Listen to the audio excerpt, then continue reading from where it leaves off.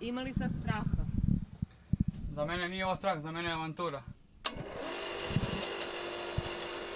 Dok većina ljudi zazire od mraka i dubine za Nenada iz Venčana, najmlađeg bunardžiju u Srbiji, to je sastavni deo posla.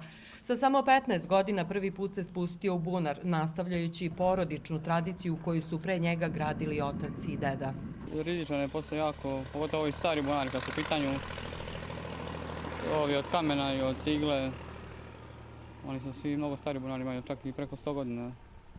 Tek kada se utvrdi da je vazduh siguran da nema otrova, Nenad se spušta i do 40 metara dubine.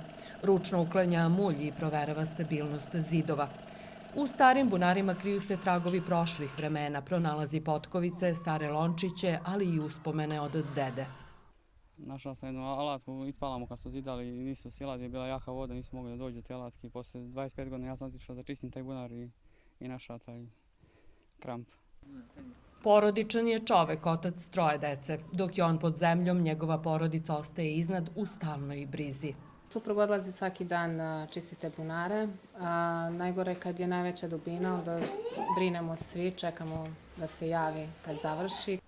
Imam dozu straha, silazi on u te dubine kao i ja što silazim i uvijek sam se plašio za bezbednost, ali on zavoleo i to i sad ja mogu samo da mu poželim sreću.